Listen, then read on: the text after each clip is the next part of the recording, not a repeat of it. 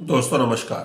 दोस्तों मंगल ग्रह जो 26 अगस्त 2024 को मिथुन राशि में प्रवेश किए थे और वहां से 20 अक्टूबर को कर्क राशि में गए, 7 दिसंबर को वहां से वक्री हुए, फिर वापस मिथुन में आए। 21 जनवरी को जब डोनाल्ड ट्रंप ने शपथ ली थी उस दिन वो वापस मिथुन में आए थे और आज 24 तारीख को सुबह 7:30 बजे वापस मार्गी हो गए हैं 80 दिन के भ्रमण के बाद।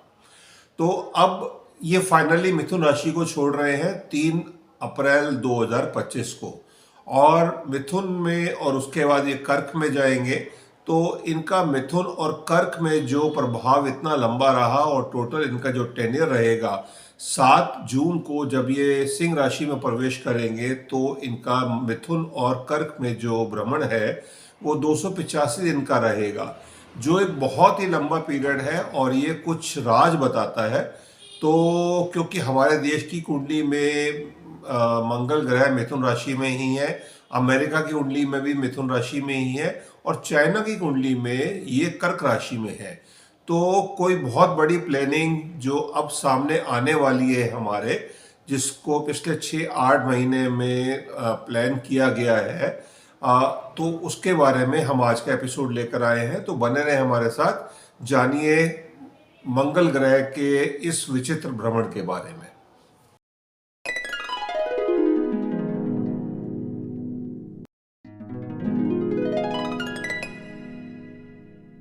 दोस्तों मंगल ग्रह जो है वो ऊर्जा का प्रतीक है, एनर्जी जिसको बोलते हैं। और ये हमारे बॉडी के अंदर जितना भी ब्लड है, ब्लड सर्कुलेशन है, उसको कंट्रोल करता है। तो हाई बीपी, लो बीपी, ये मंगल के प्रभाव की चीज़ें हैं, जो भी ब्लड है हमारी बॉडी में। इसके अलावा ये वॉर का भी प्रतीक है, जो भी दुनिया में वॉर हो रही हैं, क्योंकि इनको ग्रहों में सेनापति का दर्जा प्राप्त है। तो इनका भ्रमण कहीं पर भी अगर लंबा हो जाए, नॉर्मली ये 45 डेज में एक राशि को पार करते हैं, तो अगर इनका भ्रमण अगर लंबा हो जाए या वक्री मार्गी होते हैं ये 2 साल बाद, तो वो कौन सी राशि में होते हैं और कितने लंबे टाइम के लिए हो रहे हैं, उसका देश दुनिया पर और हम हर एक इंडिविजुअल पर बहुत गहरा प्रभाव पड़ता है। तो क्योंकि मंगल जो है वो आर्मी, पुलिस, जितनी पैरामिलिट्री फोर्सेस हैं उन सब के कारक है। तो इसके जो भी प्रभाव है जिसके बारे में हम आज का एपिसोड में डिस्कस कर रहे हैं, तो 26 अगस्त 2024 को जब ये मिथुन राशि में प्रवेश किए थे, वो नॉर्मल टेन्योर था इनका।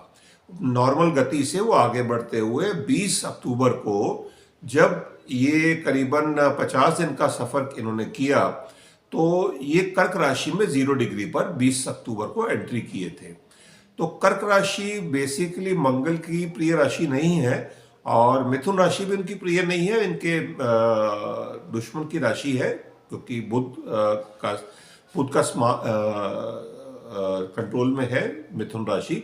और कर्क राशि तो मंगल के लिए नीच राशि है, बिकॉज कर्क राशि को एक बेसिकली हम ग्रह स्थान बोलते हैं, चौथी राशि बोलते हैं। तो वहाँ पर मंगल एकदम से अनकंफर्टेबल होते हैं और वहाँ से ये वक्री हुए थे 7 दिसंबर 2024 को। तो जैसा कि मैंने आपको पिछले एपिसोड में भी बताया था कि मंगल ग्रह जब अनकंफर्टेबल होते हैं, जिस तरह से एक सैनिक है वो किचन में क्या करेगा या डोमेस्टिक लेवल पर क्या करेगा, तो वो वहाँ पे कंफर्टेबल नहीं होता है, बिकॉज मंगल को तो युद्ध स्थान में ही होना चाहिए। तो मंगल वहाँ से जब वक्री हुए थे 7 दिसंबर को, और वो वहाँ से वक्री होते हुए 21 जनवरी को वापस मिथुन में आए। तो आपने कुछ विचित्र चीज़ें नोटिस की होंगी देश दुनिया में, क्योंकि जब मंगल वक्री हुए उनका प्रभाव नेगेटिव हो जाता है। तो वक्री मंगल का जो प्रभाव था, जिसकी वजह से कैलिफोर्निया के जंगलों में एक आग लगी और हॉलीवुड के काफ़ी सेलिब्रिटीज़ के घर जल गए। तो क्योंकि मंगल फायर का भी प्रतीक है, जहाँ पर ऊर्जा और फायर ये सब चीज़ें हैं, तो मंगल के प्रभाव में आती हैं रेड प्लेनेट के लिए। तो बाय द वे आज मैंने भी रेड कलर ही पहना है, तो ये मंगल के प्रभाव की चीज़ें हैं। तो मंगल ने जब ये सब चीज़ें हुई और मंगल के पीरियड में, वक्री पीरियड में ही डोनाल्ड ट्रंप ने शपथ ली। डोनाल्ड ट्रंप की कुंडली के अंदर मंगल ग्रह जो है वो इनके लिए योग कारक प्लेनेट है, इनके लगन में ही है, इनका सिंह लगन है और मंगल ग्रह इनके लिए योग कारक प्लेनेट है। तो डोनाल्ड ट्रंप इसीलिए एग्रेसिव डिसीजन भी लेने के लिए जाने जाते हैं और वो डिसीजन ले भी रहे हैं। तो जब उनकी शपथ समारोह हुई थी किस तारीख को, उस दिन मंगल ग्रह 0 डिग्री पर मिथुन राशि में एंट्री ही किए थे वक्री होते हुए। तो उसका आप एक असर देख रहे हैं कि वो किस तरह से कितनी फास्ट डिसीजन ले रहे हैं, क्योंकि जब उनकी कुंडली जो बनी थी वो एक अच्छे योग के पीरियड में, मतलब एक शुभ जो बोल सकते हैं कि शुभ समय नहीं था वो। तो खैर वो अमेरिका का काम है, उनका चीज़ है। तो अमेरिका के जो शपथ ग्रह की कुंडली थी वो एक अच्छे समय में नहीं आई। तो बट उस टाइम पर मंगल ग्रह की जो पोजीशन थी वो मिथुन राशि में 0 डिग्री पे थे। तो मिथुन राशि में 0 डिग्री पे होते हुए वो आज जब 24 तारीख को मार्गी हुए हैं, करीबन 22 डिग्री, 22.5 डिग्री के ऊपर 23 डिग्री को टच कर रहे हैं, यहाँ से वो मार्गी हो रहे हैं। तो अभी तो उनकी स्पीड एकदम स्लो है क्योंकि वो मार्गी हुए हैं और 3 अप्रैल को वापस वो कर्क राशि में जाएंगे। कर्क राशि में मंगल जो है वो चाइना की कुंडली में है। तो जो पीरियड आया है, ये पीरियड जो पिछला 6 महीने का पीरियड रहा है, इसमें चाइना ने कोई बहुत बड़ी प्लानिंग की है जिसको अभी हम नहीं समझ पाए हैं।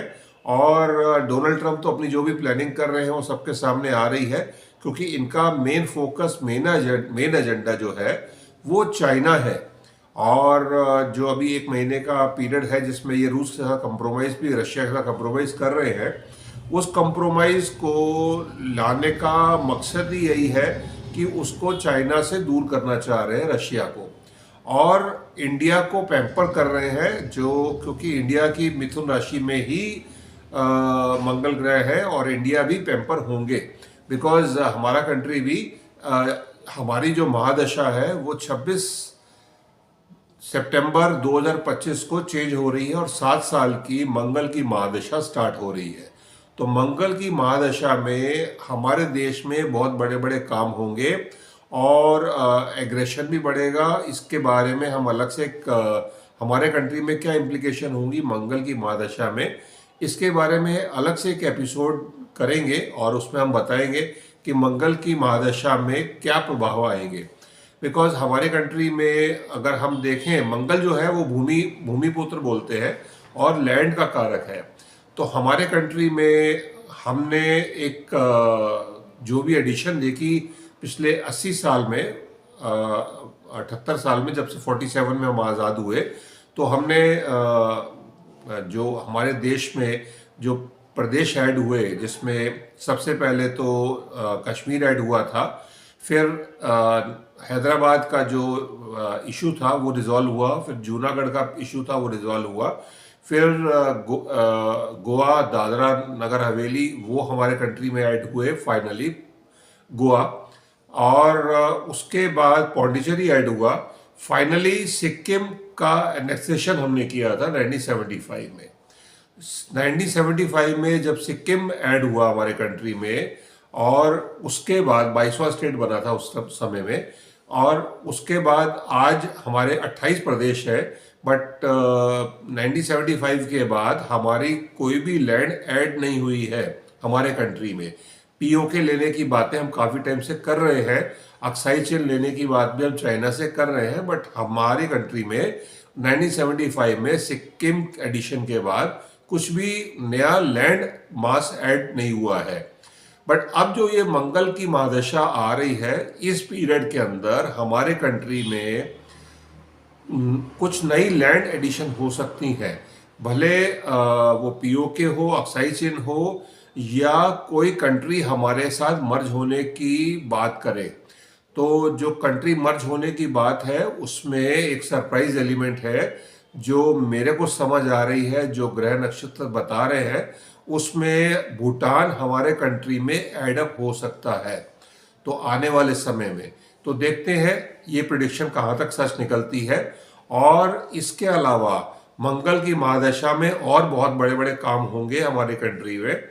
तो चाइना की कुंडली में जो ये कर्क राशि में है, चाइना कुछ वर्ल्ड को सरप्राइज एलिमेंट दे सकता है, क्योंकि जो 6 ग्रह की युक्ति बन रही है 29-30 मार्च 2025 को, वो समय भी ज़्यादा दूर नहीं है। उसके बारे में हम अलग से एक एपिसोड लेकर आएंगे कि जो 6 ग्रह है, क्योंकि उनके सब डिफरेंट कॉम्बिनेशंस हैं, तो उनके इम्पैक्ट क्या होंगे।